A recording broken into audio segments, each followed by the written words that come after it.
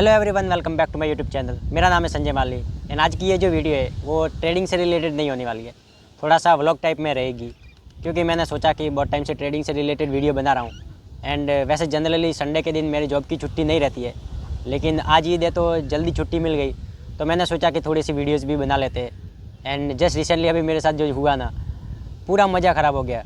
अगर आप यहाँ पे देखोगे तो मैं मरीन ड्राइव के आसपास आया हूँ, ऐसे ही बैठ रहा था, लेकिन पता नहीं ऐसा क्या कीड़ा सूझा कि आज ही मैंने ट्रेड लिया न अभी उसी के अंदर स्टॉप लॉस हिट हुआ है।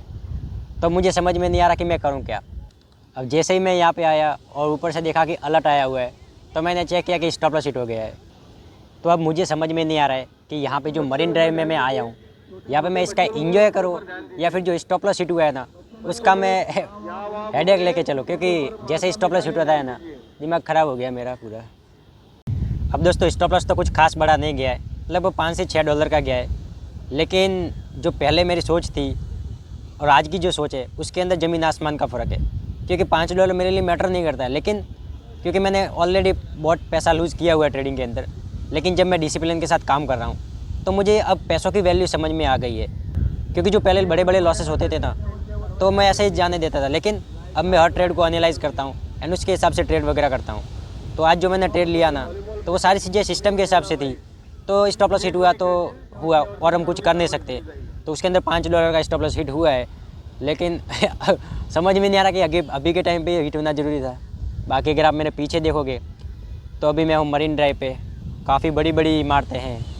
अब दोस्तों स्टॉप लॉस हिट होना कोई बड़ी बात नहीं है, लेकिन जब भी स्टॉप लॉस हिट होता है जस्ट हमारे दिमाग में एक ही चीज़ आती है कि यार कब प्रॉफिटेबल बनेंगे। 4 साल तो हो चुके हैं, बट फिर भी मैं तो ग्रीन के अंदर हूँ, प्रॉफिटेबल ही हूँ, बट फिर भी धीरे धीरे आगे बढ़ना है। तो जब भी स्टॉप लॉस होता है थोड़ा सा ब्रेक लगता है।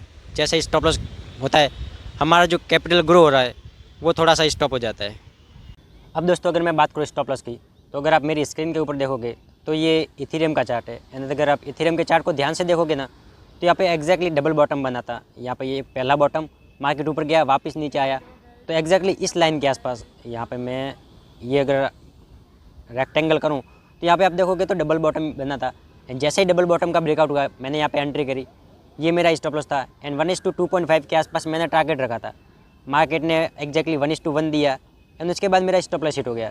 एंड अगर मैं बात करूँ PNL की तो ये रहा मेरा एक्सनेस का अकाउंट। तो अगर आप देखोगे तो क्लोज हिस्ट्री के अंदर लगभग $5 के आसपास का स्टॉप लॉस गया है। अब बहुत सारे लोगों के लिए $5 तो मतलब क्या है, $5 क्या ही है, लेकिन आप जस्ट इमेजिन करो कि वही 500 का नोट मैंने आप लोगों के हाथ में दिया एंड मैं इसको कहूँ कि आप लोग इसे फाड़ दो, तो क्या आप फाड़ोगे?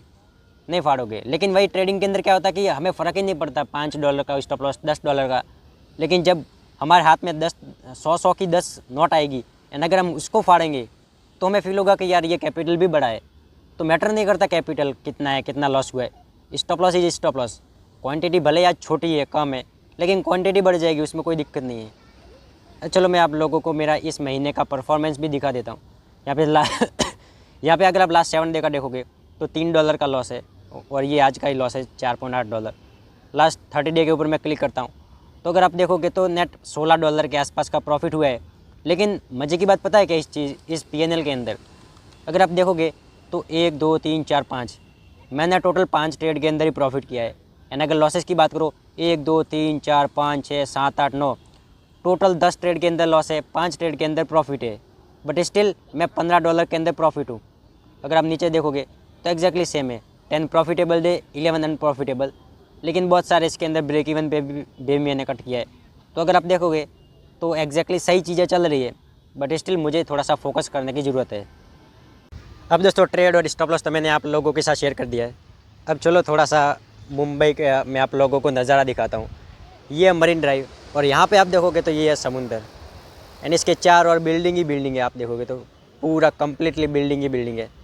मतलब कितना पैसा है लोगों के पास। एंड जब भी मैं यहाँ पे आता हूँ ना मरीन ड्राइव की ओर, मैं वहाँ पे जरूर जाता हूँ जहाँ पर मतलब बहुत सारे पैसों वाले लोग रहते हैं, क्योंकि वहाँ पर महंगी महंगी गाड़ियाँ आती है, BMW, मर्सिडीज़, जो कि मेरी फेवरेट गाड़ी है ना। तो जब भी उनको मैं देखता हूँ ना मतलब ये अंदर से मोटिवेशन आता है कि नहीं यार हमको भी कुछ करना है लाइफ के अंदर। उसी के साथ साथ दोस्तों मैं थोड़ा सा IPO वगैरह भी देखते रहता हूँ।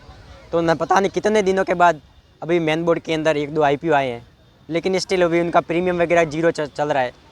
तो मैं तो बस इसी उम्मीद के अंदर बैठा हूँ कि उनका अगर प्रीमियम 15 या 16% के ऊपर जाता है तो मैं IPO के अंदर अप्लाई करना शुरू करूँ, क्योंकि IPO के अंदर अच्छा पैसा बनता है। लेकिन पता नहीं पहले महीने से लेके अभी 5वां महीना ख़त्म होने वाला है, IPO आ ही नहीं रहे हैं। पहले मैंने कैपिटल का जुगाड़ किया, क्योंकि उस समय LG का IPO आ रहा था, मल्टीपल IPO आ रहे थे, मतलब बड़ी बड़ी कंपनियों के IPO आ रहे थे, 50-60% का लिस्टिंग गेन देखने को मिल रहा था।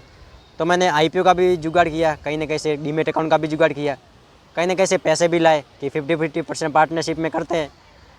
लेकिन अब सारी चीज़ें कर ली तो 5 महीने से IPO ही नहीं आ रहे। बताओ कैसी किस्मत है। लेकिन अभी IPO वगैरह आ तो रहे हैं, लेकिन प्रीमियम वगैरह बिल्कुल ही डाउन है। मतलब 4-5 महीने से एक भी IPO नहीं आया जिसके अंदर हम पैसा लगा सकते हैं। तो अगर IPO वगैरह अच्छा आता है तो मैं उसके बारे में भी वीडियोज़ वगैरह बना दूँगा, तो सारी चीज़ें आप लोगों के साथ शेयर करूँगा। जनरली दोस्तों इस टाइप की वीडियोज़ वगैरह मैं बनाता नहीं हूँ व्लॉग टाइप में, क्योंकि यहाँ पर आप देखोगे तो कितने सारे लोग हैं।